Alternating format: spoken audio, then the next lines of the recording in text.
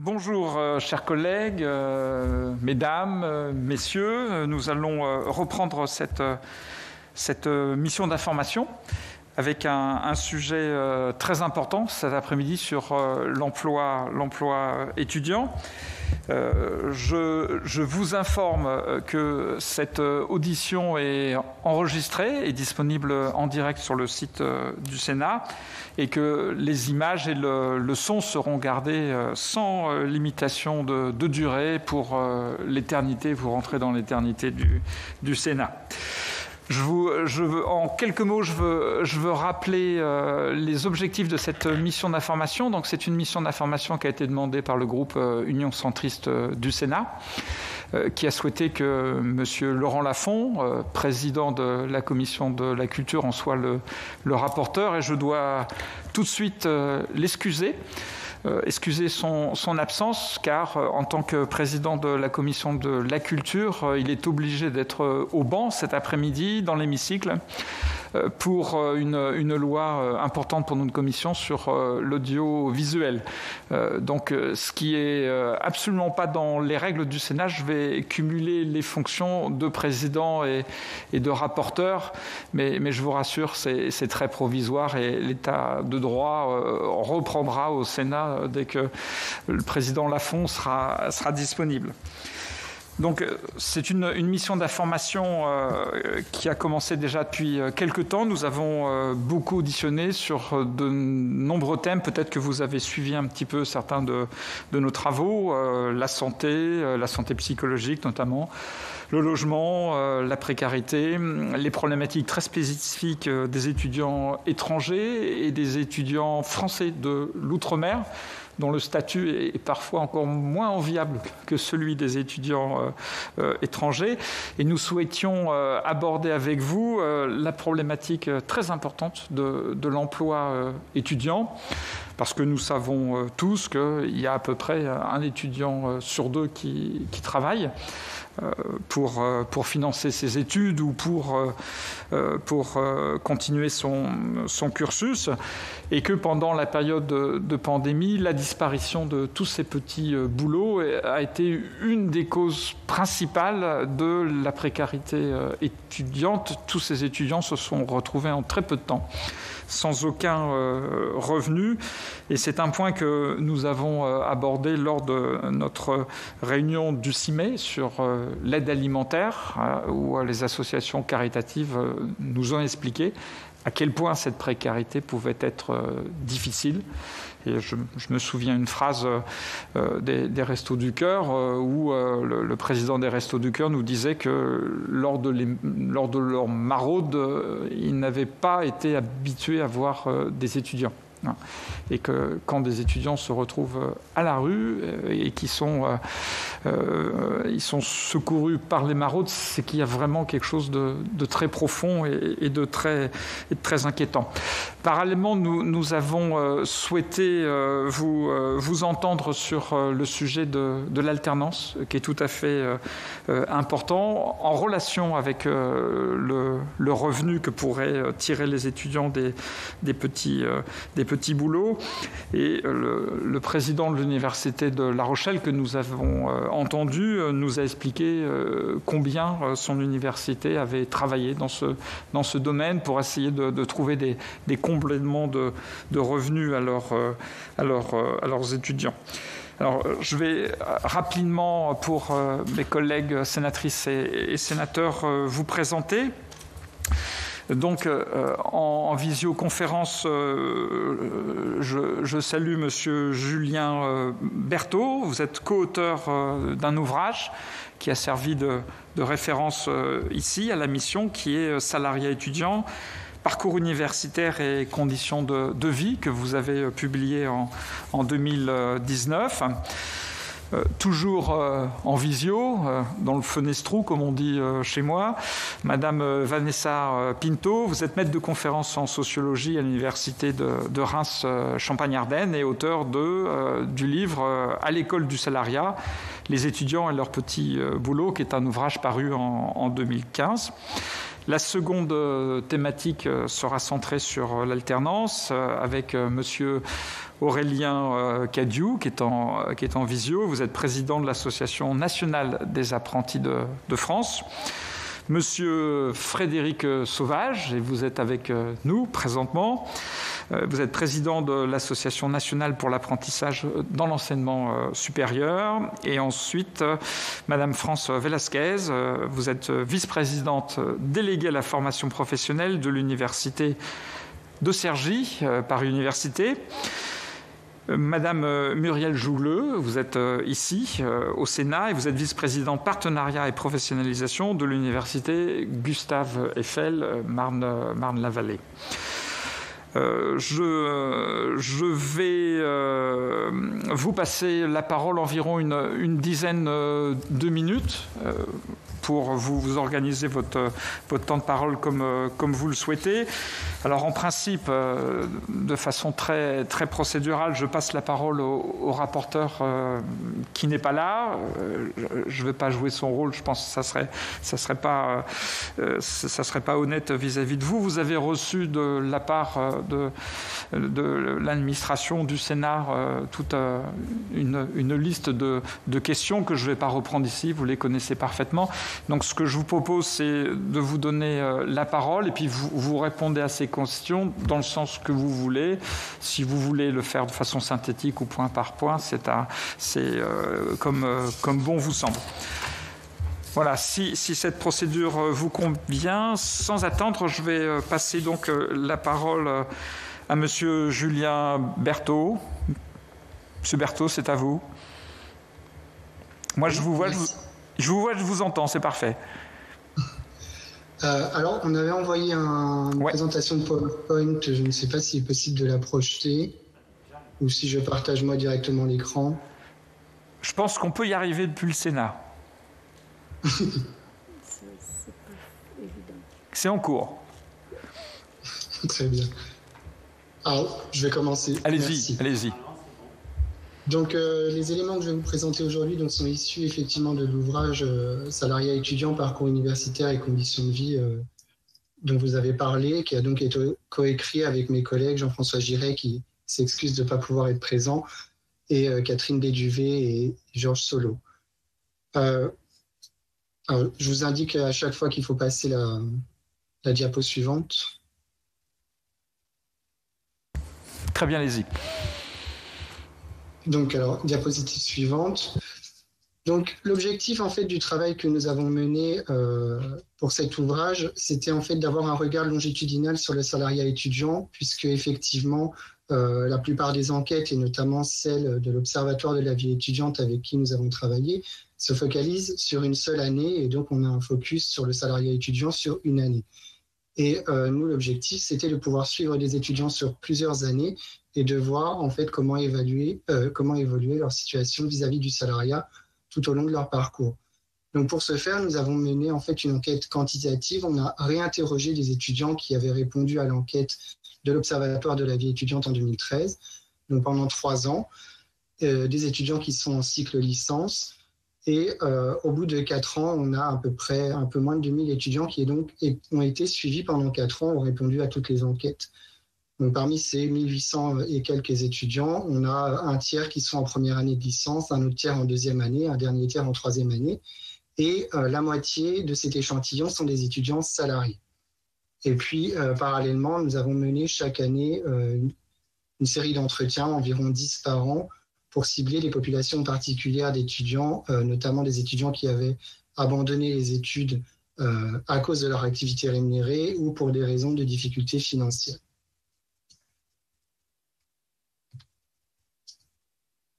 Donc, comme vous l'aviez rappelé en introduction, généralement, quand on raisonne sur une année, on sait qu'on a à peu près environ un étudiant sur 2 qui va travailler.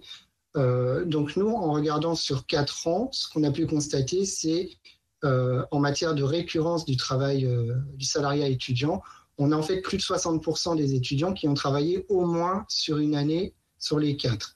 Et on va avoir un peu moins de 10% des étudiants, donc les salariats récurrents, qui, eux, travaillent de manière continue et récurrente sur les 4 années. Donc après, ce qu'on a essayé de regarder, c'est... pardon, mais il fallait rester sur la même diapositive. Merci. Ce qu'on a cherché à regarder, c'est donc les effets que ça pouvait produire en matière de réussite étudiante. Et donc, on a regardé différents types de résultats, puisqu'il y a plusieurs manières d'aborder la question de la réussite. Donc, à la fois en termes de validation d'examen, de réussite totale, partielle ou d'échec, de poursuite d'études l'année suivante, ou encore, comme c'est présenté sur le tableau, le fait d'être à l'heure à l'issue des 4 années dans leurs études. Et donc, ce que l'on peut constater, c'est que plus le salariat va être récurrent, et plus la part d'étudiants à l'heure à la fin de leurs études va réduire. Et donc, globalement, en fait, nos résultats montrent qu'on a des effets plutôt négatifs du salariat, c'est-à-dire que les étudiants qui sont salariés et qui le sont de manière de plus en plus récurrente vont avoir des taux de réussite annuels plus faibles, des taux de poursuite d'études plus faibles, mais ils vont surtout en fait voir leurs chances d'effectuer un parcours à l'heure se réduire et donc avoir en fait un allongement de leurs études.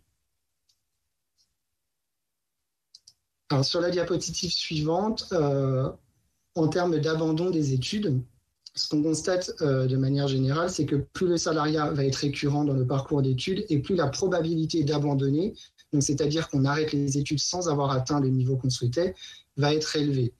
Et quand on demande aux étudiants salariés quels sont les motifs pour lesquels ils ont arrêté leurs études, on va avoir en début de parcours le fait d'avoir des ressources financières insuffisantes qui vont être très importantes et qui vont avoir tendance à s'effacer un petit peu au fil du temps et vont être remplacées en fait par le manque de motivation à poursuivre qui, comme on le voit sur le tableau, en fin de trajectoire, va être vraiment beaucoup plus élevé pour des étudiants qui étaient salariés avant d'abandonner leurs études que pour les autres étudiants qui n'avaient pas d'activité salariée.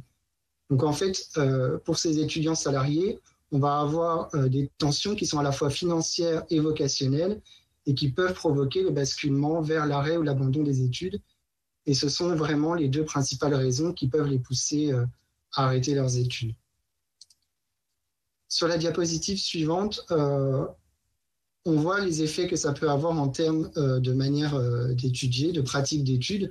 Donc, ce qu'on a pu constater, c'est que les étudiants qui étaient salariés de manière récurrente, donc là, en l'occurrence, depuis 3 ans, vont déclarer beaucoup plus souvent des changements dans leur manière d'étudier. Donc, ils vont moins travailler en groupe, ils vont être plus souvent isolés, ils vont beaucoup moins aller à la bibliothèque universitaire et ils vont beaucoup plus souvent travailler à des heures où ils sont fatigués. Et puis, concrètement, en termes d'emploi du temps, ils vont être beaucoup plus nombreux que les étudiants qui travaillent moins souvent à diminuer leur temps d'études à cause de leur travail et puis également à diminuer leur temps de loisir.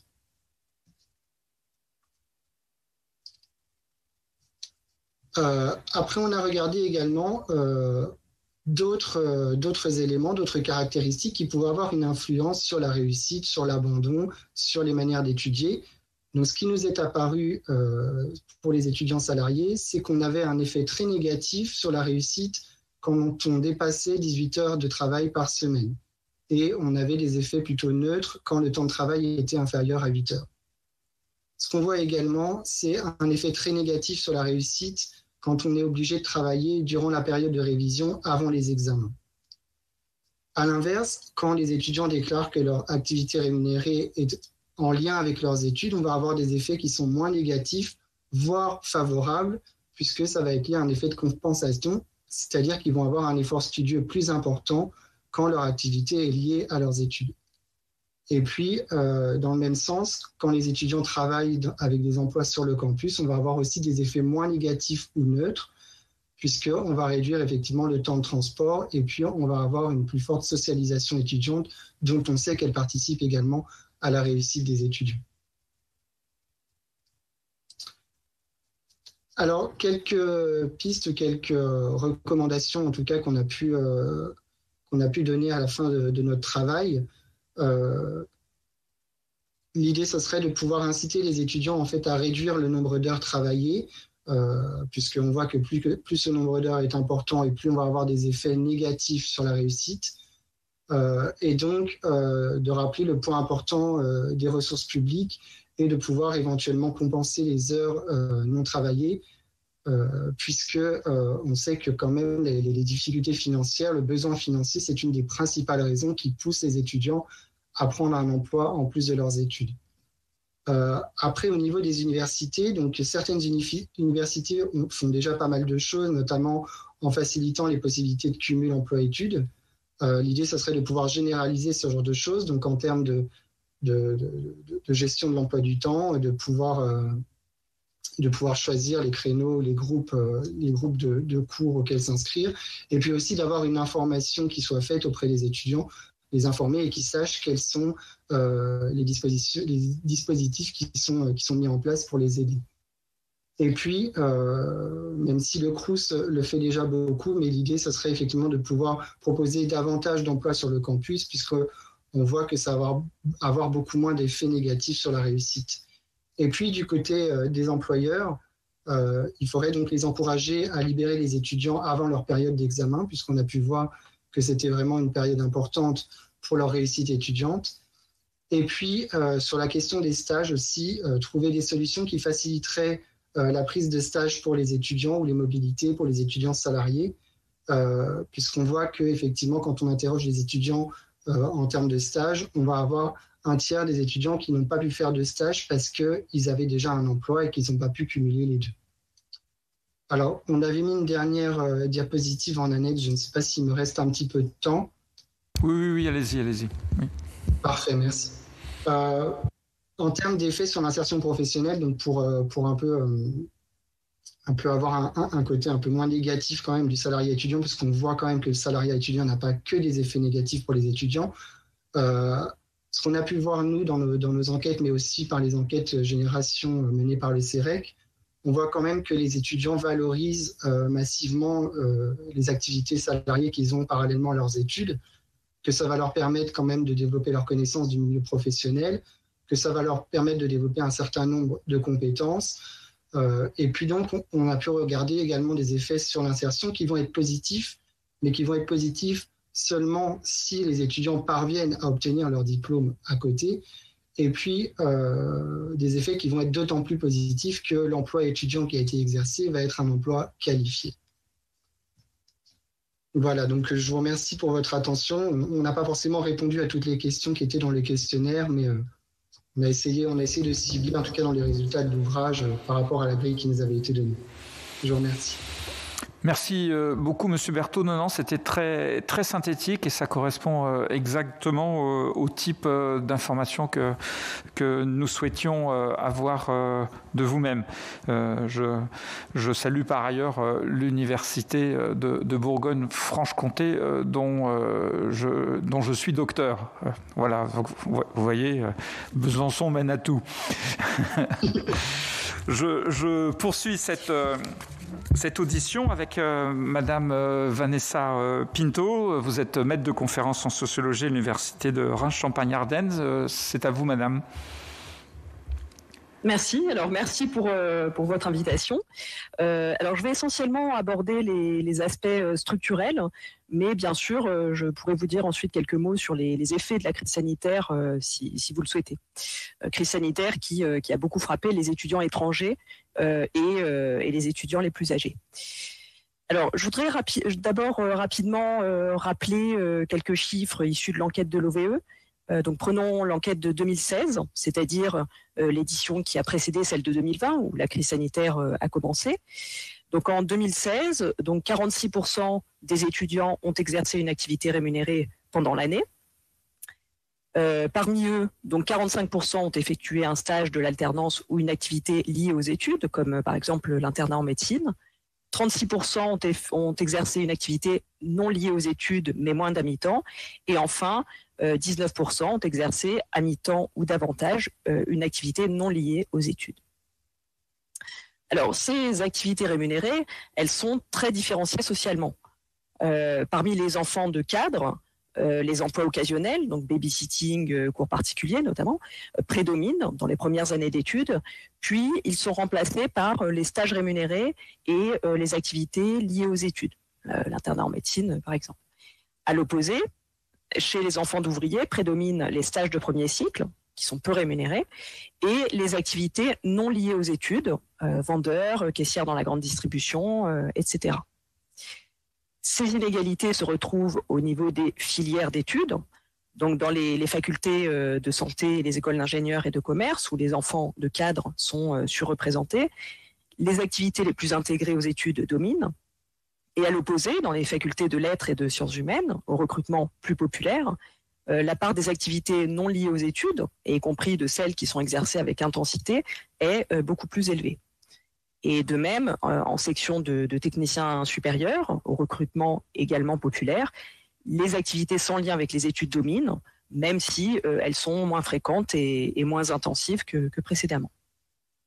Et quant aux élèves des classes préparatoires aux grandes écoles, qui sont souvent issus des classes supérieures, ils ont rarement une activité rémunérée en cours d'année.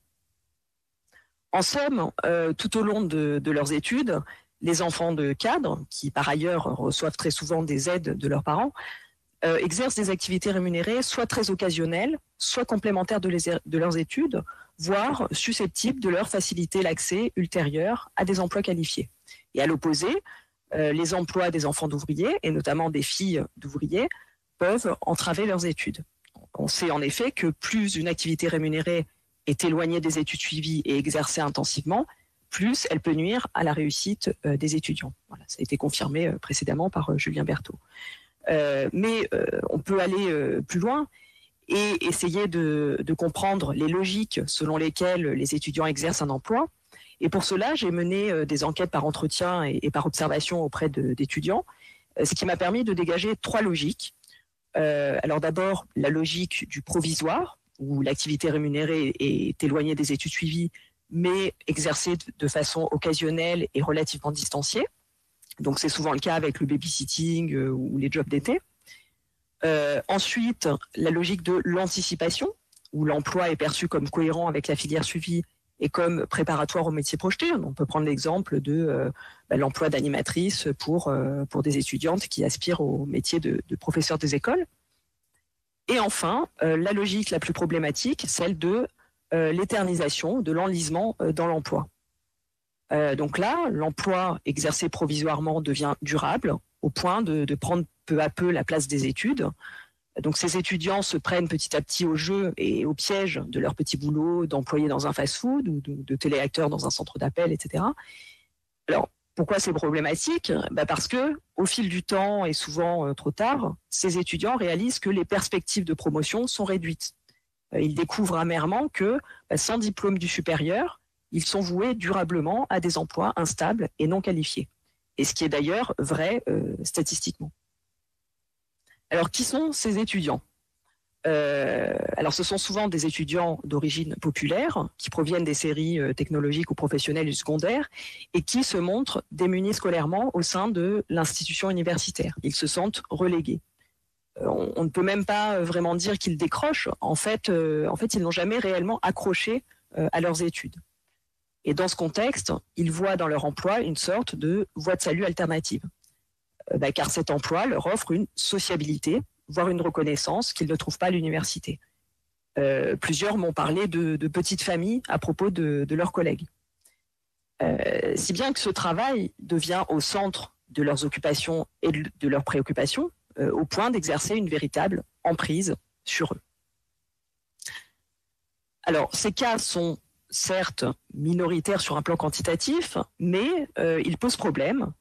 Et il montre combien les emplois étudiants peuvent accentuer les inégalités au sein de l'enseignement supérieur. Alors, qu'en est-il des solutions habituellement préconisées ? Alors, je vais en examiner 7. Alors, la solution la plus courante est celle des aménagements d'études, comme les dispenses d'assiduité au TD, qui sont censées permettre d'adapter la scolarité des étudiants salariés aux contraintes de leur emploi. Or, c'est un vrai cadeau empoisonné. Les étudiants concernés ne peuvent pas acquérir des savoirs et savoir-faire pourtant fondamentaux, puisqu'ils ont été privés de TD. Et cela pose un problème de fond. Des diplômes peuvent ainsi être délivrés sans que la plupart des savoirs et savoir-faire aient pu être acquis. Par exemple, on va, entre guillemets, valider le cursus d'un étudiant de sociologie sans qu'il n'ait jamais pu apprendre à réaliser un entretien, une observation, un questionnaire, c'est-à-dire les bases du métier. Autre effet pervers des aménagements d'études ou encore d'un éventuel usage des MOOC dans ce cadre, tous ces dispositifs ont surtout pour effet de démobiliser les étudiants salariés et en particulier les plus démunis scolairement, lesquels sont pris dans un cercle vicieux Ces dispositifs les privent d'intégration universitaire, ce qui peut les amener à s'investir davantage dans leur emploi et donc à s'éloigner encore davantage des enjeux universitaires. Alors, deuxième solution proposée par certains réformateurs, octroyer aux étudiants salariés, au titre de leur emploi, des crédits ECTS leur permettant de valider leur diplôme. Or, on imagine mal un étudiant en histoire ou en sciences physiques obtenir son diplôme en partie grâce à son emploi d'équipier en fast-food. Ce serait aberrant pédagogiquement. À moins d'exclure ce type d'emploi de la validation, mais alors ce serait très inégalitaire. Troisième solution, mise en œuvre depuis quelques années, les emplois étudiants sur les campus. Or, ce dispositif a des limites. Le financement de ces emplois relève des établissements qui ont souvent des budgets restreints. Leurs contraintes horaires ne permettent pas toujours à ces étudiants de suivre les cours correctement.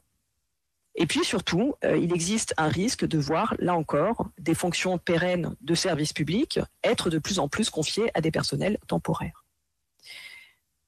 Quatrième solution, l'entrepreneuriat étudiant. Alors, ce dispositif décuple les inégalités, comme le montrent plusieurs travaux. Alors si pour les étudiants d'origine favorisée, ils peuvent déboucher vers des positions valorisantes, comme les startups, en revanche, ils mènent les étudiants de milieux populaires vers des positions précaires, comme le micro-entrepreneuriat. Cinquième solution, l'extension des stages et de l'alternance. Alors, il faut savoir que les étudiants passent d'ores et déjà de plus en plus de temps en stage, et ces stages, qui sont le plus souvent non rémunérés, comptent de plus en plus pour avoir un diplôme. Cette extension des stages, mais aussi de l'alternance, pose problème. Les années d'études sont de moins en moins consacrées à l'acquisition de savoir et de plus en plus à des périodes en entreprise, dont l'apport, en réalité, l'apport en termes d'insertion est très aléatoire. Plus encore, la généralisation des stages et autres statuts temporaires tend à restreindre le volume des emplois stables et donc, paradoxalement, les perspectives d'insertion à l'issue des études. Sixième solution, les prêts garantis par l'État. Donc là, plusieurs chercheurs ont montré que ce système mis en œuvre en Angleterre s'est soldé par des résultats désastreux. Dernière solution qui, elle, permettrait de résoudre les problèmes que peuvent poser l'emploi étudiant, notamment quand il est régulier et sans lien avec les études, l'amélioration réelle des aides publiques destinées aux étudiants. Avec d'abord, dans l'immédiat, un élargissement des critères sociaux permettant d'accéder à une bourse, ainsi qu'une élévation très nette de leurs montants. Ces montants sont actuellement dérisoires au regard du coût de la vie. Alors, plus de moyens doivent également être alloués aux logements, restaurants, services de santé et d'aide psychologique universitaire, à la vie étudiante. Enfin, le meilleur moyen de lutter contre l'emprise de certains emplois sur les étudiants et d'éviter leur abandon des études consiste aussi à garantir un réel encadrement pédagogique de ces étudiants, ce qui nécessite la création de nombreux postes d'enseignants-chercheurs titulaires. Le grand paradoxe est que les étudiants issus des milieux populaires et les plus démunis culturellement, bref, ceux qui tireraient le plus profit d'un suivi pédagogique renforcé, sont voués aux filières où le nombre d'enseignants par étudiant est le plus faible. Voilà, j'espère que ces quelques éléments vous aideront à améliorer les choses. Merci beaucoup, Madame Pittot. C'était extrêmement éclairant, très, très intéressant. Et ça montre que nous avons toujours besoin de la sociologie. Voilà, dans mon activité de sénateur, j'essaye de défendre les sciences humaines et sociales ici. Et voilà, vous montrez encore un exemple de leur utilité pour la formation des politiques publiques. Je suis obligé de cumuler les différentes fonctions, donc je vais vous poser quelques questions.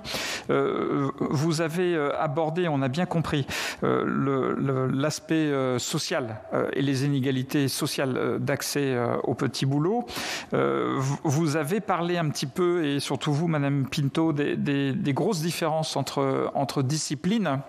J'aimerais tous les deux que vous alliez un petit peu plus loin et que vous nous indiquiez quelles sont les conséquences sur le statut des disciplines et notamment des sciences humaines comme vous l'avez évoqué. C'est le premier point. Ensuite, j'aimerais savoir si vous avez réalisé un travail équivalent pour d'autres établissements d'enseignement supérieur, et notamment écoles d'ingénieurs, grandes écoles, qui peuvent mettre à profit pour les étudiants des réseaux d'employeurs qui peuvent être tout à fait valorisants pour leur cursus et qui permettent de trouver aussi plus facilement des stages. Et puis vous l'avez un peu évoqué, Madame Pinto, mais je pense que ça serait intéressant de revenir là-dessus. Dans les statistiques que vous nous proposez, quelle est la proportion d'étudiants boursiers qui ont malgré tout la nécessité de recourir à des petits travaux? Est-ce que c'est quelque chose de marginal ou qui, au contraire, commence à augmenter? Voilà quelques questions. Alors, en 4-5 minutes, si vous pourriez répondre, ça serait très bien. Je reprends le même ordre de parole. Monsieur Berthaud, puis ensuite Madame Pinto. Monsieur Berthaud, je ne sais pas si mes questions sont claires et intéressantes. Dites-le si ça ne va pas. On est entre nous, là, vous voyez. Elles sont relativement claires, mais je n'aurais pas forcément beaucoup d'éléments de réponse à y apporter. Mais une non-réponse, c'est quand même une réponse. C'est ce qu'on dit effectivement en recherche. L'absence de réponse est une réponse. Après, juste sur la question des... Vous avez parlé des sciences sociales, alors je ne sais pas si j'ai bien compris la question, mais effectivement, c'est parmi ces filières où on a généralement le plus d'étudiants qui travaillent. En tout cas, c'est dans les sciences sociales, donc typiquement en sociologie, en psychologie, ce genre de filières-là. Mais après, ça s'explique par plusieurs raisons. C'est aussi parce que c'est des filières où le nombre d'heures de cours peut être moins important. Et puis, comme on l'a un peu évoqué aussi, ça va être lié au profil social des étudiants. En fait, c'est des filières où on va quand même plutôt des étudiants d'origine modeste ou de classe moyenne. Et donc, fatalement, ils vont être plus souvent amenés à travailler. Alors après, par rapport à la bourse, nous, ce qu'on a pu voir quand même par rapport à la bourse, c'est qu'on avait en fait beaucoup d'étudiants qui se mettaient à travailler parce qu'ils perdaient leur bourse, justement. Et que c'était une des principales raisons, avec la perte d'aide familiale, qui pouvait conduire en fait des étudiants à travailler, c'est le fait de perdre sa bourse. Donc effectivement, peut-être rebondir sur ce qu'a dit ma collègue aussi, mais sur le fait qu'il faut peut-être revoir la question de l'attribution des bourses ou voir peut-être d'autres modes de ressources publiques qui pourraient permettre aux étudiants soit de compléter leurs revenus, soit d'avoir un revenu au moins minimal. Merci. Madame Pinto, si vous voulez aller plus loin.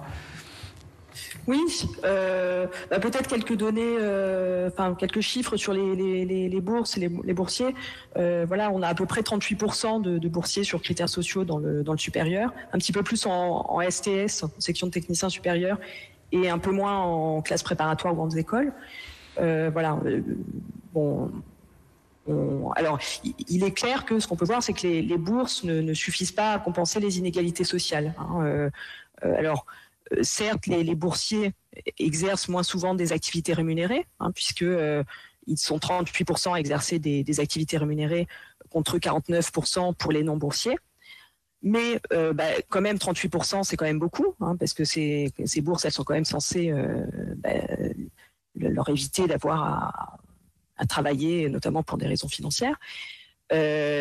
Autre chose, ceux qui travaillent, les boursiers qui travaillent accèdent moins souvent que les non-boursiers à des stages rémunérés, à des activités liées aux études. Et puis aussi, ce qu'on peut voir, c'est qu'ils sont un peu plus confrontés à des difficultés financières que les non-boursiers. Voilà. Ça, c'est ce qui apparaît notamment à partir des statistiques de l'OVE. Sur les filières, les différences en fonction des filières, donc on peut grosso modo dégager 4 groupes de filières. D'abord les filières de santé, les écoles d'ingénieurs, les écoles de commerce. Donc là, on a un petit peu plus d'activités rémunérées, mais ce sont surtout des stages, de l'alternance ou des activités liées aux études. Ensuite, donc à l'opposé, on a les lettres, les filières de lettres et de sciences humaines, les filières universitaires de lettres et de sciences humaines, où là, donc comme je le disais, on a beaucoup d'activités non liées aux études et qui sont exercées de manière relativement intensive. Ensuite, on a également le supérieur, ce qu'on appelle le supérieur court, c'est-à-dire STS et IUT. Donc là, on a moins d'activités rémunérées. Du côté des STS, ce sont davantage des activités non liées aux études qui sont exercées. Et du côté des IUT, c'est davantage des stages ou de l'alternance, etc. Et puis enfin, voilà, les CPGE, les classes préparatoires aux grandes écoles, je vous ai dit, très peu d'activités rémunérées, ou alors elles sont très occasionnelles. Voilà, et donc par rapport à votre question sur notamment les grandes écoles, etc., dans ces établissements-là, on trouve beaucoup d'activités intégrées aux études. Bon, et effectivement, par ailleurs, vous parliez des réseaux, etc. Voilà, il y a aussi des réseaux internes, etc., qui permettent d'avoir accès à des emplois. Parfois peut-être un petit peu moins pénibles que ceux auxquels accèdent les étudiants des filières universitaires de lettres et sciences humaines et sociales. Voilà. Merci beaucoup, c'était très complet. Je vous propose maintenant de passer à la seconde partie de notre table ronde. Monsieur Aurélien Cadiou, je vous laisse la parole pour une dizaine de minutes environ.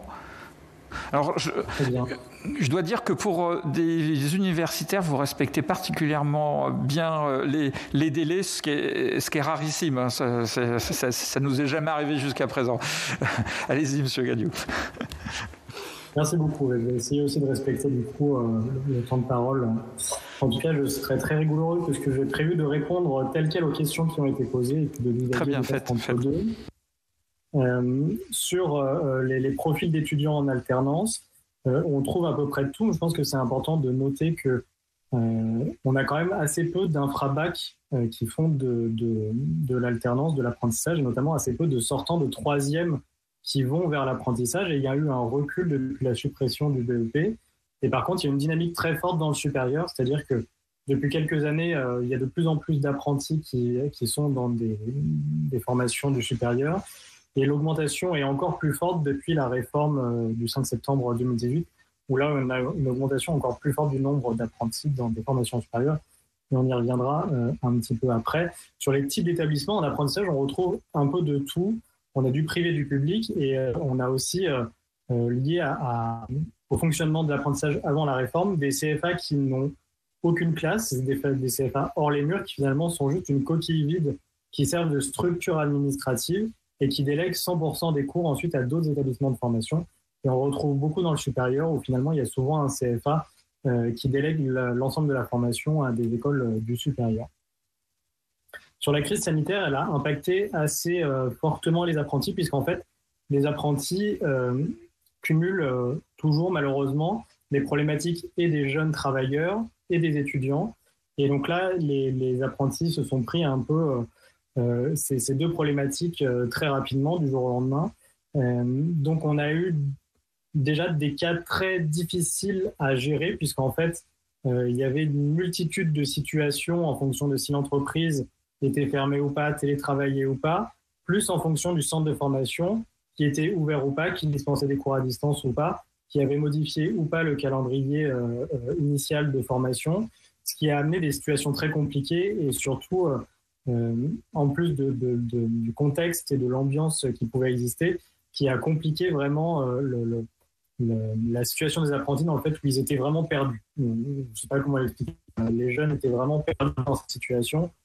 Parfois, ils n'avaient pas de nouvelles de leur entreprise qui était fermée. Parfois, ils n'ont pas eu de nouvelles du CFA qui a mis du temps à se réorganiser. Et nous, on a on a eu 5 fois plus de sollicitations des apprentis pendant le premier confinement parce que justement, ils ne savaient pas à qui s'adresser puisqu'il y a beaucoup de structures qui étaient fermées et eux se retrouvaient un peu démunis dans cette situation. Sur les derniers chiffres qu'on a eu, il n'y a pas eu de rupture de contrat plus dans cette période-là qu'habituellement, même si habituellement il y a quand même 28% de rupture prématurée de contrat d'apprentissage qui est assez élevé. Nous, sur les chiffres qu'on a eu actuellement, il n'y a pas eu apparemment de hausse significative des ruptures de contrat. Là, on est dans le premier confinement, on est arrivé dans une période quand même un peu plus souple. Sur les confinements qui ont suivi, ça a permis à la plupart des apprentis de suivre leur formation au moins les aspects pratiques dans leur centre de formation et de suivre éventuellement ce qui était plus théorique à distance. Mais ils nous ont quand même pu réaliser la partie pratique qui est extrêmement importante pour l'obtention de leur diplôme et surtout pour l'apprentissage du métier pour lequel ils ont fait le choix de la formation. Et la plupart ont aussi pu retourner en entreprise puisqu'il y a beaucoup moins d'entreprises qui ont été fermées. Donc globalement, à part la période qui commence maintenant à dater d'1 an du premier confinement, la suite s'est plutôt bien déroulée, on va dire, avec pas de très grosses difficultés. Pour revenir sur l'enseignement supérieur, parce que j'ai vu dans les questions que c'était un sujet qui vous intéressait beaucoup, sur l'essor du supérieur, on sait que l'apprentissage plaît beaucoup et aux jeunes qui vont dans le supérieur et aux écoles dans le supérieur. On le voit, donc, comme je disais, ces dernières années avec une forte augmentation. Et on avait des conseils régionaux qui, parce qu'ils souhaitaient, leur ligne politique, c'était plutôt de développer l'apprentissage et l'alternance pour le bac infra-bac, prenaient les ouvertures de section ou limitaient le nombre d'élèves par section dans l'enseignement supérieur. Ce qui fait qu'on avait une augmentation du nombre d'apprentis dans le supérieur avant la réforme qui progressait, mais qui était plus freinée que maintenant, puisque maintenant, avec la réforme, les conseils régionaux n'ont plus leur mot à dire et finalement, les établissements sont autonomes dans l'ouverture, la création de sections et dans le nombre d'élèves qu'ils mettent dans les classes en apprentissage, ce qui explique qu'en 2019, on a eu une augmentation extrêmement forte du nombre d'apprentis dans le supérieur, puisqu'il y a une demande forte de la part des jeunes qui vont vers du Bac plus 5, et il y a aussi une demande forte des écoles, puisque l'école touche directement l'argent de l'opérateur de compétences pour chaque apprenti qu'elle accueille dans son établissement. Donc il y a un mode de financement qui est clair, simple et qui est très sûr pour les écoles. Donc on a eu une augmentation très forte, ce qui a d'ailleurs posé des problèmes puisque la réforme n'est pas financée, c'est-à-dire qu'on dépense plus d'argent pour l'apprentissage que l'on en fait rentrer, et c'est en partie lié, si on s'en réfère aux rapports qui ont été publiés, au succès de l'apprentissage dans le supérieur qui a un coût qui est souvent plus élevé que pour des diplômes en bac ou infra-bac. Et donc, il y a cette question-là qui reste en suspens et qui a été retardée par Elisabeth Borne, qui voulait réduire l'argent qu'on donne au centre de formation pour chaque apprenti, donc le coût contrat, réduire cette enveloppe-là pour permettre de rééquilibrer un petit peu les dépenses et les recettes sur l'apprentissage.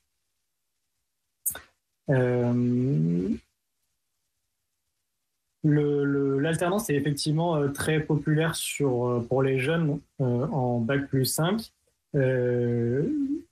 Nous, on pense, parce qu'on n'a pas de chiffres, on n'a pas eu d'études à ce sujet-là, que déjà, ça s'est démocratisé. On voit que l'image de l'apprentissage change et les jeunes n'ont plus les réticences qu'ils pouvaient avoir il y a quelques années. Nous, on n'a plus de jeunes qui ne veulent plus faire d'apprentissage parce qu'ils estiment que c'est que pour les métiers manuels, que c'est que pour les personnes qui n'y arrivent pas à l'école. Et donc, on a de plus en plus de jeunes qui vont vers le Bac plus 5 qui se disent « c'est mon dernier diplôme, c'est ma dernière formation », sauf si je vais sur le Bac plus 8, mais pour la plupart, c'est leur dernière formation. Ils disent de toute façon, après cette formation-là, je vais devoir m'insérer dans le monde professionnel, je vais devoir devenir salarié.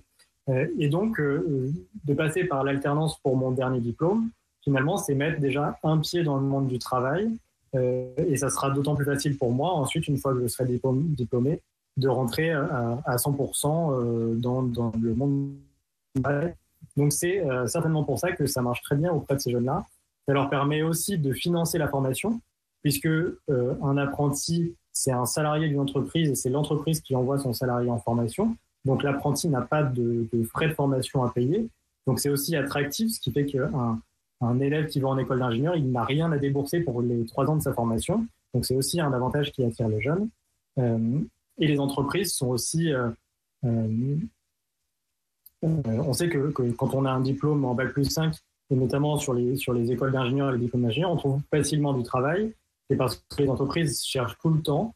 Et donc, les entreprises sont assez satisfaites de voir l'essor de l'apprentissage dans le Bac plus 5, puisque ça leur permet d'intégrer finalement et de pré-embaucher leurs futurs ingénieurs qui seront diplômés dans quelques années. Il y a des aspects qui me semblent importants, et c'est plutôt dans la dernière question sur la partie aide aux apprentis, parce que la réforme a beaucoup changé les aides à destination des apprentis. Il ne reste qu'une minute 30, donc je vais aller très vite, mais c'est un sujet très important. Les aides aux apprentis étaient avant délivrées par les conseils régionaux, et depuis la réforme, c'est les opérateurs de compétences qui ont la charge de donner des aides pour les jeunes.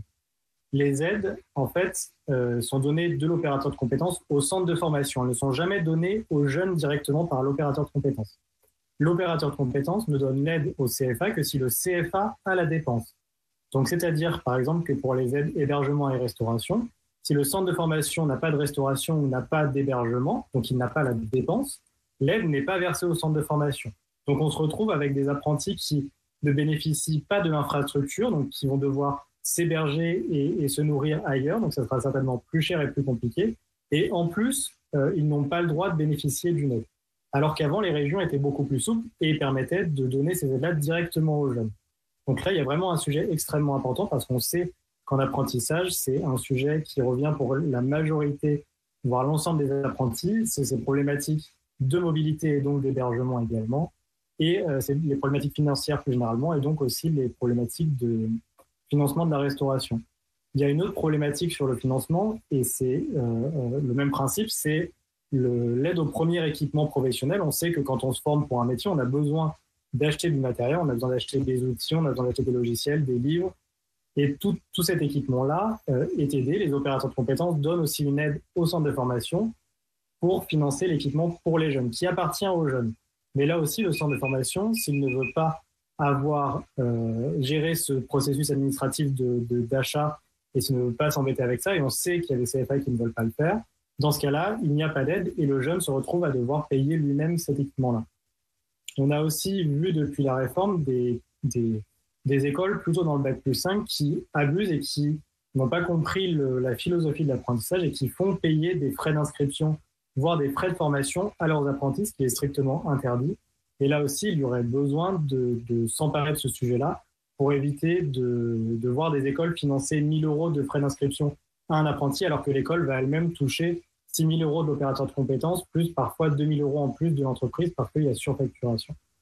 Et il y a une problématique qui est en train d'être traitée par Elisabeth Borne, mais qui a plus d'1 an de retard, c'est la mobilité internationale des jeunes et qui touche beaucoup du coup dans le supérieur, puisqu'elle est obligatoire pour les ingénieurs par exemple, où il y a une suspension obligatoire du contrat de travail, du contrat d'apprentissage, si on dépasse 4 semaines de mobilité, ce qui est obligatoire dans le cadre d'un diplôme d'ingénieur. Et du coup, le jeune se retrouve avec une suspension de contrat, il n'a plus de droits sociaux, il n'a plus de salaire et ça les met dans des situations très compliquées. On l'a très peu vu parce que, à cause de la crise, il y a très peu de jeunes qui sont partis en mobilité internationale, mais c'est un problème qui est vraiment très important. Et du coup, j'arrêterai là pour ne pas dépasser le timing. Merci beaucoup. Merci, c'était très clair. Et sur le dernier point, Monsieur Arthuis, le ministre Arthuis nous a vivement alerté sur cette difficulté pour les apprentis en mobilité internationale de pouvoir bénéficier de la continuité de leur contrat. C'est un point tout à fait essentiel et notre mission avait bien compris toute l'ampleur de la problématique, notamment en période de pandémie des CFA, et ça sera un point sur lequel nous alerterons le gouvernement. Je passe ensuite la parole à Monsieur Sauvage. Allez-y, Monsieur Sauvage.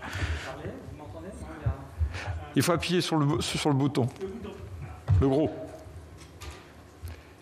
Ok, voilà c'est bon, vous m'entendez. Ok, mais j'espère ne pas être récurrent et ne pas jouer à mon universitaire lillois, voilà.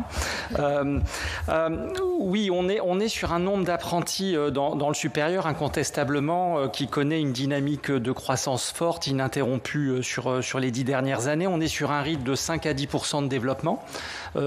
Alors, c'est vrai que ce développement, on parlait des profils d'apprentis, ce développement, il s'est d'abord opéré dans des filières professionnalisées, un lien très fort au tissu économique. Donc on pense notamment aux écoles de commerce, qu'elles soient privées ou publiques, je pense aux IAE ici. aux écoles d'ingénieurs et aux IUT. On voit aujourd'hui qu'il y a une extension progressive de l'ancrage, de l'implémentation de l'apprentissage dans tous les champs de l'enseignement supérieur. Donc on voit bien qu'en 10 ans, il y a quelque chose qui est en train de s'opérer. Alors quel est le profil aujourd'hui des apprentis qu'on voit apparaître ? Alors les apprentis, quand on regarde quelques chiffres, c'est 30 à 40% d'apprentis qui étaient boursiers l'année précédente de leur entrée en apprentissage. Donc ça, ce sont des chiffres que un certain nombre de nos CFA ont réalisés à travers des enquêtes. Donc on voit que ça suit notamment la sociologie, bien évidemment, des établissements de formation.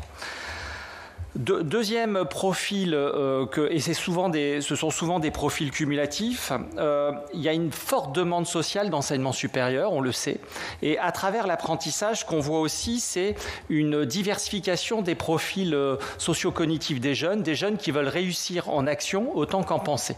Donc le choix de l'apprentissage, pour eux, s'inscrit très clairement dans une visée de réussite parce qu'ils ont besoin de mise en situation et d'une immersion pour réussir.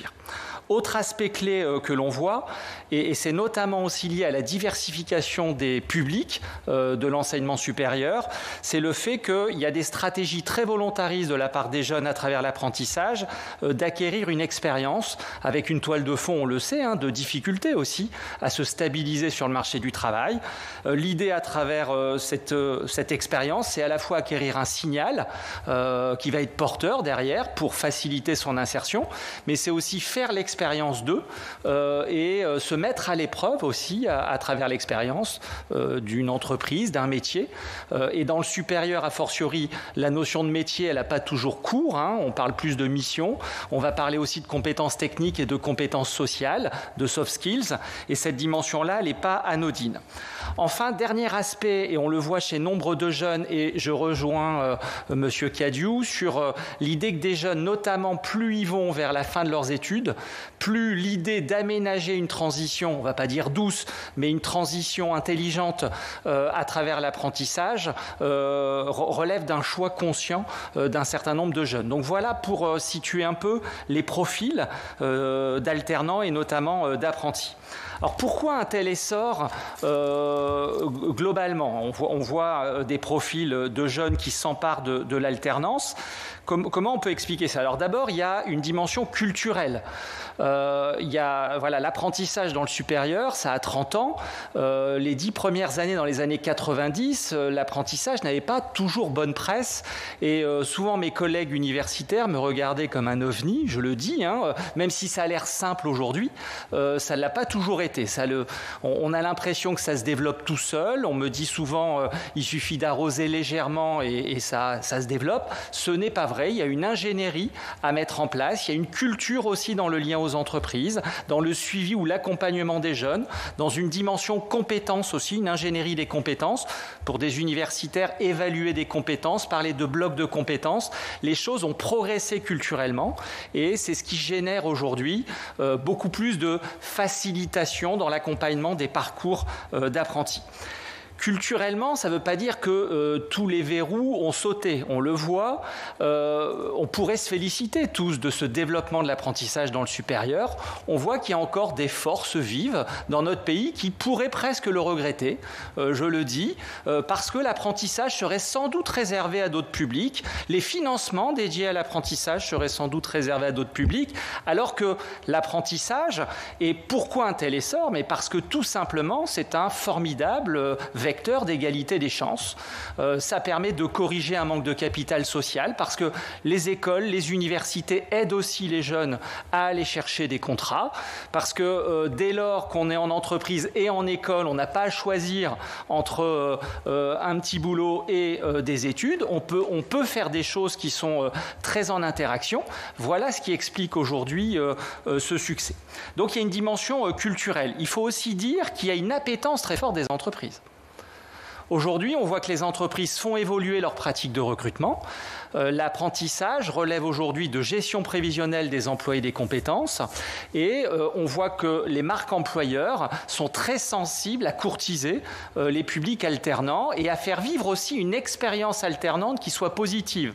Ça veut dire que à la fois l'école et en tout cas les universités et grandes écoles et les entreprises, il y a une sorte d'alliance plutôt implicite pour se dire aussi on a plutôt intérêt ensemble à construire des parcours qui soient vecteurs d'une expérience qui permette de fidéliser et de faire venir à nous des ressources humaines de qualité. Bien évidemment, le pourquoi, c'est une dérégulation, cette dérégulation de l'offre qu'on a vue. Alors au départ, culturellement, les conseils régionaux ont eu du mal à lâcher prise sur le supérieur. Et au fur et à mesure, ils ont ouvert, ils ont compris que c'était bon pour leur territoire. Et aujourd'hui, la dérégulation issue de la loi de 2018 ouvre un pan notamment sur les titres professionnels qui vient aussi concurrencer les diplômes universitaires. Il faut aussi être clair sur les enjeux. Le succès aussi, à mon sens, on ne le dit jamais assez parce qu'on voit l'apprentissage comme une modalité d'insertion, c'est tout simplement une modalité pédagogique intéressante. Il y a une pédagogie expérientielle derrière l'apprentissage et ça permet de faire réussir des jeunes et les responsables de formation, les présidents et directeurs d'établissements de l'enseignement supérieur le mesurent et boostent leur offre. Est-ce à dire pour autant qu'il est populaire chez les jeunes, cet apprentissage ? Moi, je serais prudent pour dire qu'on a, pour l'instant, dans notre pays, un apprentissage dans le supérieur qui fasse l'objet d'une unanimité. Il y a déjà des pans entiers où il n'est pas aussi développé que ça. On parlait tout à l'heure des sciences humaines et sociales. Certes, il s'ancre, il se développe, mais pas suffisamment encore et au vu sans doute des profils de jeunes, il y aurait nécessité de booster l'alternance. On voit aussi qu'il faut offrir aux jeunes pour qu'ils soient véritablement populaires des parcours de qualité. L'apprentissage, c'est aussi savoir construire des rythmes d'alternance, mais aussi des modalités pédagogiques qui soient attrayantes. L'enseignement magistral, c'est compliqué, par exemple, on sent bien, face à des publics d'apprentis qui ont des responsabilités, de l'autonomisation aussi. Il faut savoir aménager et aller les solliciter dans leur expérience, et ça procède de logique pédagogique. Et il faut être... c'est l'un des freins, parfois, à l'université, du développement de l'apprentissage. Il faut aussi des enseignants en nombre. L'accompagnement, c'est lourd. La personnalisation, le tutorat, c'est lourd. Donc, il faut des ressources, et il faut aussi des ressources qui soient amenés à changer un peu de braquet, pas de pédagogie magistrale, mais des pédagogies plus interactives qui sollicitent l'expérience professionnelle. Globalement, on voit quand même que l'alternance devient de plus en plus populaire lorsque le lien avec l'entreprise se développe bien et que les jeunes, à travers l'apprentissage, vont mettre en avant des aspects liés aux responsabilités qui leur sont confiées, à l'autonomie qui leur est donnée. Ça, on le voit lorsqu'on arrive à bien expliquer le projet pédagogique en lien avec des missions en entreprise, les choses se passent bien. Et globalement, on voit que lorsque la grève fonctionne, on sent que dans des établissements de formation, les choses permettent de rendre populaire, pour reprendre le terme de la question, l'apprentissage. Alors, il y a des freins actuellement pour développer l'apprentissage dans le sup, puis incontestablement en termes d'égalité des chances, il y a une demande des jeunes de développer l'alternance incontestablement. Donc il faut absolument qu'on poursuit finalement la démarche ou la trajectoire dans laquelle aujourd'hui on peut se trouver. Sauf que premier frein, c'est un frein lié à l'instabilité et la visibilité des modèles économiques aujourd'hui dans le supérieur. On nous reproche presque de nous développer. Or, on voit bien, il peut y avoir une concurrence des ressources, pour reprendre les termes de la ministre, entre l'infrabac et le supérieur. Je crois que notre pays doit donner de l'espoir aussi à la jeunesse en mobilisant des moyens sur l'alternance, parce que ce sont des vraies chances qui sont données aux jeunes. Donc, il y a une instabilité du modèle économique. Il faut aujourd'hui le résoudre, parce que derrière l'alternance, on manque souvent à l'université de moyens, et notamment de moyens humains. Or, l'alternance, c'est investir dans la durée, et ça suppose, quand on recrute un enseignant-chercheur par exemple, qu'on ait une visibilité des modèles économiques. Aujourd'hui, depuis 2 ans, on change constamment de niveau de prise en charge, et c'est compliqué. Deuxième frein aussi, c'est reconnaître l'investissement pédagogique. Deuxième et dernier. Voilà, et reconnaître davantage l'investissement des ressources humaines de l'université et des grandes écoles dans l'alternance. Voilà. Merci beaucoup. C'était très complet. Et sachez qu'ici, il y a de l'alternance à la fois au restaurant, mais dans nos commissions et en relation avec Paris. Donc le Sénat travaille beaucoup avec l'alternance. Madame Velasquez, je vous cède la parole. C'est à vous pour environ 10 minutes, s'il vous plaît. Oui, c'est bien entendu. Vous m'entendez bien ? C'est parfait. Allez-y. D'accord, très bien. Donc en complément de ce qui vient d'être dit, pour faciliter aussi le fait de rattraper le temps. Donc nous à l'université, l'idée là, c'est de vous livrer un retour d'expérience puisque nous avons créé notre propre CFA interne à l'université pour porter quelques formations, et c'est ce témoignage là surtout que je vais aborder. Donc en ce qui concerne le profil des étudiants, finalement je rejoins assez ce qui a été dit, notamment sur la recherche d'autonomie et de sens que peuvent mettre les apprentis. Il y a ce vrai sens de la responsabilité qu'on retrouve, et c'est des choses assez frappantes qui sont traduites notamment lorsque l'on fait des visites en entreprise, puisque les apprentis sont toujours assez fiers de montrer finalement le poste, enfin la mission, le poste de travail, et finalement le fait d'avoir un badge, d'avoir une place dans une organisation, c'est tous ces éléments-là, ça conforte vraiment et ça donne une responsabilité. On sent une certaine fierté, et ça c'est vraiment particulièrement saillant dans leur profil. On repère surtout nous des formations master qui sont en apprentissage, mais pas que. Mais c'est vrai que sur les masters, ça fait sens par rapport au dernier pas avant l'insertion professionnelle en quelque sorte. Sur les profils qui sont pas master mais les profils plutôt amont licence, on repère aussi que le fait de rentrer dans l'apprentissage, c'est une sorte aussi de test qui fait que l'expérience souvent se traduit plutôt très positivement, puisque tester c'est l'adopter, c'est-à-dire que on ne connaît pas aujourd'hui d'apprenti qui ait fait marche arrière par rapport à son apprentissage ou qui n'est pas poursuivi. Donc ça, c'est plutôt un bon signal. Je souligne là une enquête qui est en cours, qui a été lancée par la conférence des présidents d'université sur les apprentis eux-mêmes. Donc aujourd'hui, on est à plus de 5000 répondants et je n'ai pas de chiffres consolidés, mais simplement sachez que la tendance effectivement corrobore bien les éléments donnés précédemment, c'est qu'on a plutôt des personnes qui étaient boursiers avant de rentrer dans le domaine de l'apprentissage. Donc on voit bien la vraie démocratisation finalement à l'accès aux études supérieures, et ça c'est plutôt un signal intéressant. Donc sur le profil des étudiants, globalement, ça va finalement aider des trajectoires qui auraient été en difficulté s'il n'y avait pas eu cet apprentissage, et ça vient consolider l'ancrage aussi des apprentis avec le lien au professionnel, et ça c'est évidemment salvateur pour la suite. Durant cette crise, puisque vous aviez aussi posé une question sur la crise sanitaire et la façon dont les choses s'étaient déroulées,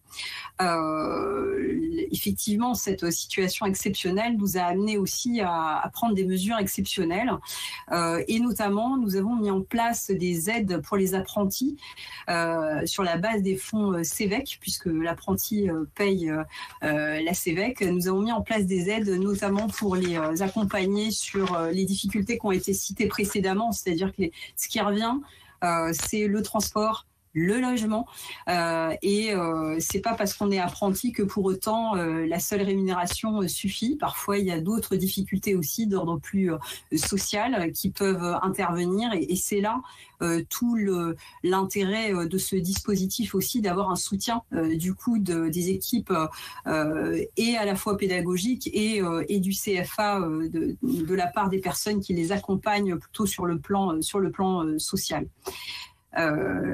La partie après plus donc sur cette difficulté liée à la crise, donc les difficultés, on a essayé d'y répondre de cette façon, et en tout cas il nous semble que les apprentis ont été particulièrement quelque part au regard de l'ensemble de la situation étudiante, en tout cas préservé en quelque sorte, puisque avec un encadrement pédagogique d'une part, un encadrement social avec le CFA, mais aussi avec un encadrement évidemment professionnel avec les maîtres d'apprentissage, finalement tout cet ensemble de cadres posés a permis, au regard de la situation étudiante en général, vraiment de préserver ces étudiants.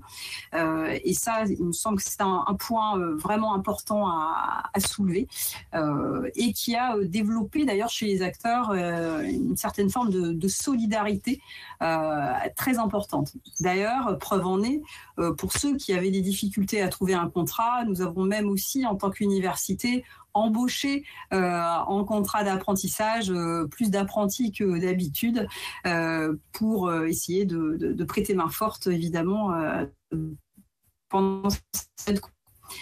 Alors, pour les effets de la crise, bien sûr, il y avait des difficultés. On a essayé d'amener un certain nombre de solutions. Il y aurait encore bien fort à faire, en effet, dans l'accompagnement sur ces sujets, vraiment de transport, de logement. Ça, c'est vraiment des points vraiment très importants. C'est sûr que sur l'enseignement supérieur, on a tous repéré effectivement une dynamique très forte dans l'enseignement supérieur, particulièrement, plus en tout cas dans les chiffres, plus sur les masters que les licences. Mais c'est aussi parce que sur les licences, parfois, les jeunes ont un peu de mal à aller vers l'apprentissage. Il y a un vrai, si on regarde finalement face à cette évolution, on repère des comportements un petit peu différents. Au niveau des licences, on a un accompagnement plus fort à opérer, puisque c'est peut-être lié aussi à la maturité du jeune qui a quelque part reporte un petit peu l'échéance du moment où il rentrera dans la vie professionnelle.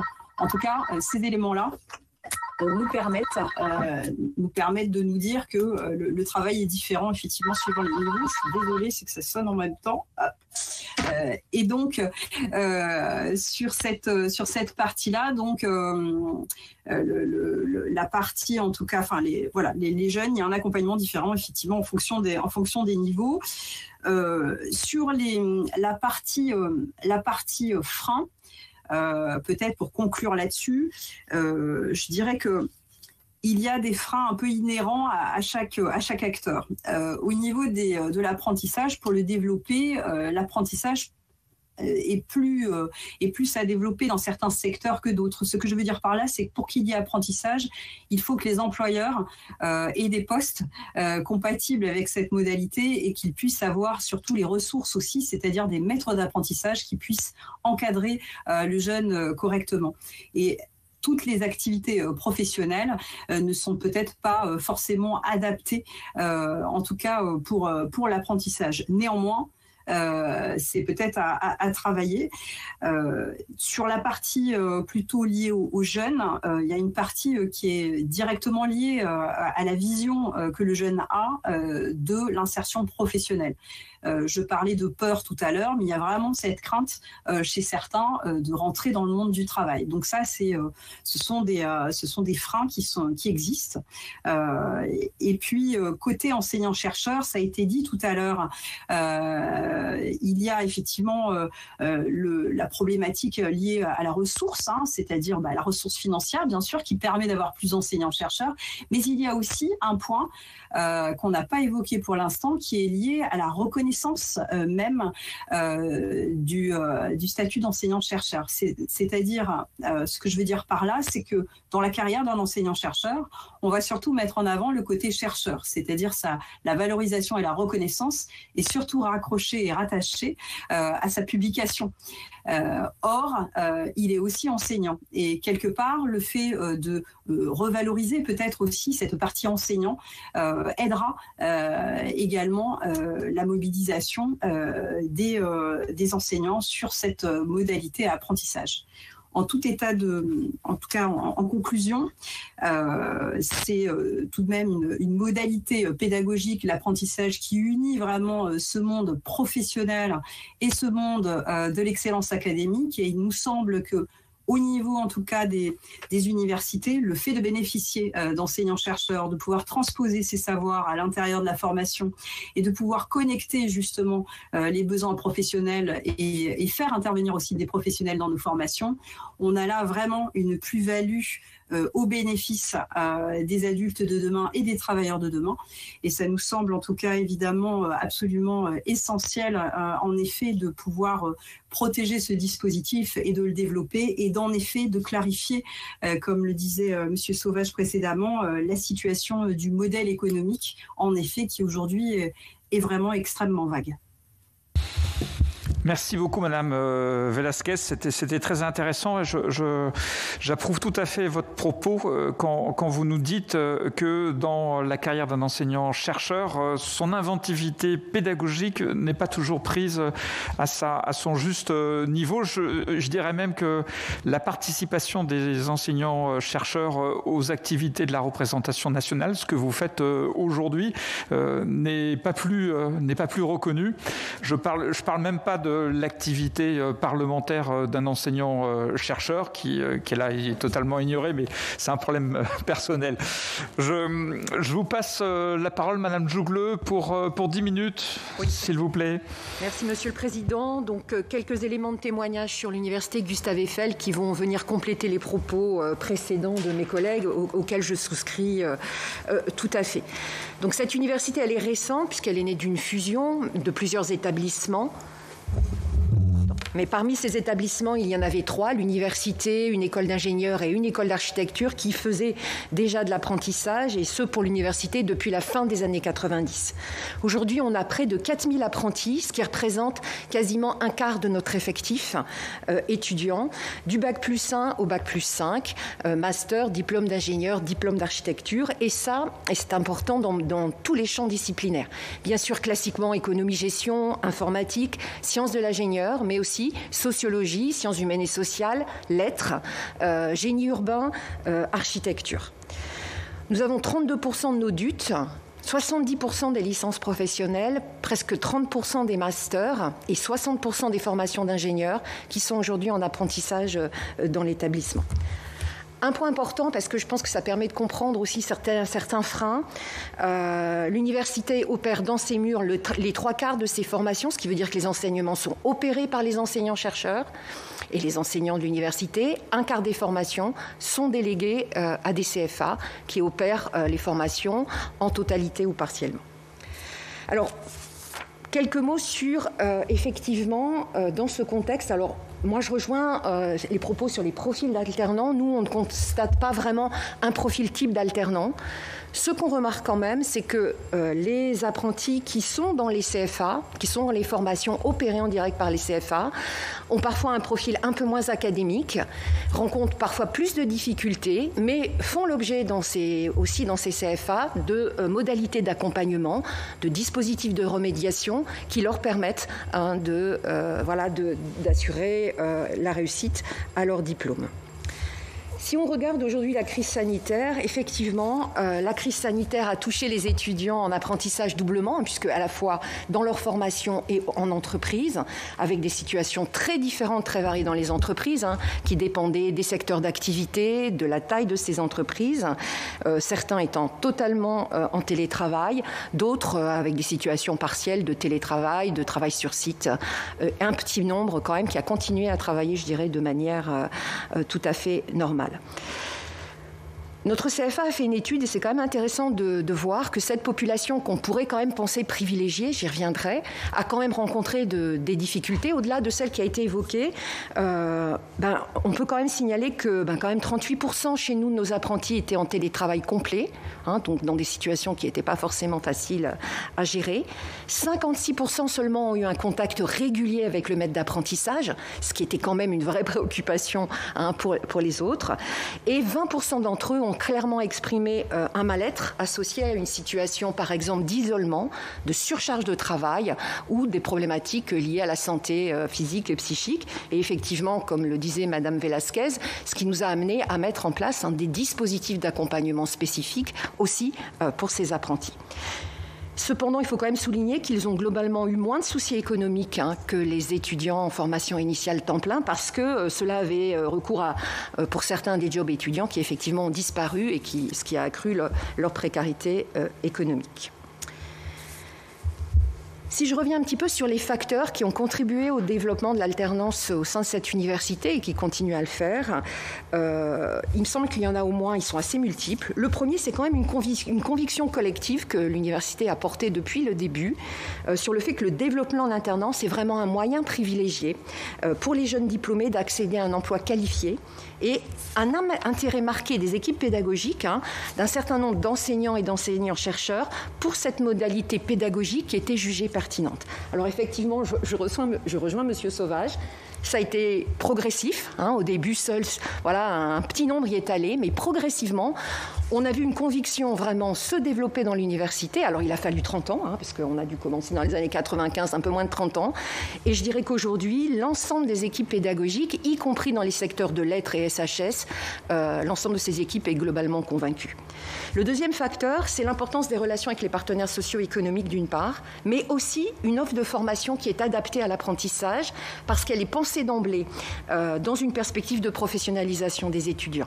Ce qui suppose de la formaliser sous forme de blocs de compétences, de penser aux périodes en entreprise, de faire intervenir un certain nombre de professionnels dans les formations, bref, d'avoir une offre qui correspond à ce type de modalités et qui amène aussi des modalités pédagogiques particulières.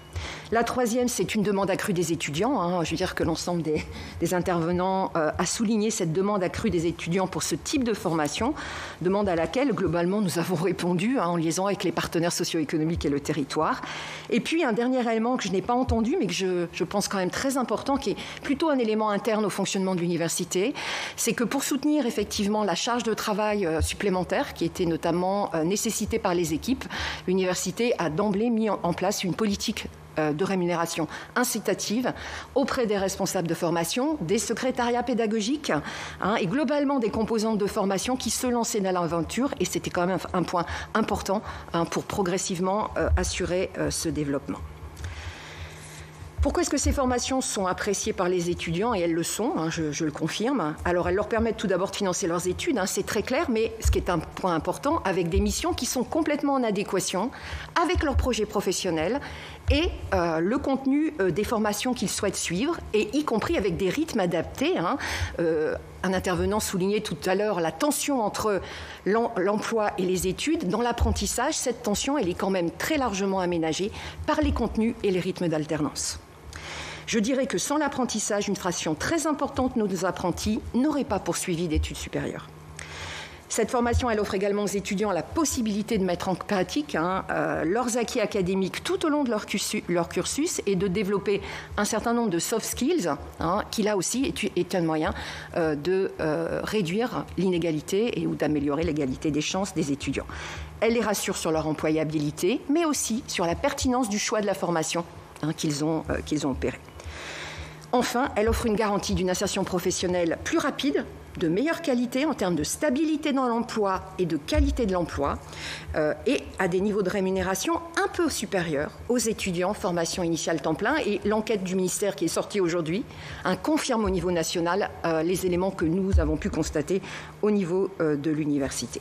Pour les entreprises, évidemment, d'une part, il y a bien sûr quand même le coût de ces salariés qui rend l'apprentissage, et il ne faut pas se le cacher, intéressant pour elles. Mais il faut bien voir qu'au-delà de ça, elles constatent quand même qu'elles embauchent des jeunes avec des compétences et une appétence pour les développer qui sont très importantes. Un point qu'il faut souligner, c'est que ces étudiants, ils ont de très beaux taux de réussite, c'est-à-dire que l'emploi n'obère pas leur capacité à obtenir leur diplôme, et que ils témoignent d'une motivation qui est parfaitement appréciée dans les entreprises. Quels sont les principaux obstacles au développement? Moi, j'en vois deux très rapidement. Le premier, c'est quand même le sous-encadrement chronique de nos établissements et de l'université Gustave Eiffel en particulier, alors même que ces formations génèrent des surcharges de travail à la fois sur les plans pédagogiques pour les équipes, mais aussi sur le plan administratif. Aujourd'hui, la réforme de 2018 avait promis une certaine forme de simplification. Force est de constater que, par exemple, sur les aspects administratifs, elle n'est pas au rendez-vous et que pour les établissements qui opèrent directement la contractualisation de leurs apprentis, on a quand même une surcharge de travail dans les conventions avec les opérateurs de compétences, par exemple. Un deuxième frein pour moi, c'est quand même que l'apprentissage ne nous semble pas toujours intégré d'emblée, par exemple dans les nouvelles procédures ou les nouveaux cursus de l'enseignement supérieur de la recherche. La réforme du BUT aujourd'hui n'a pas prévu un certain nombre de problèmes au niveau de l'apprentissage. On avait déjà vécu ça pour Parcoursup tout au début de la procédure, et ça c'est quand même pour moi un frein important. Dernier frein, et M. Sauvage l'avait évoqué tout à l'heure, c'est effectivement l'incertitude sur la rémunération correcte et juste de ces formations, qui nous amène aujourd'hui quand même, pour moi qui freine en tout cas aujourd'hui les perspectives de développement, voire qui nous amène aujourd'hui à nous interroger sur le maintien de ces formations dans notre offre de formation.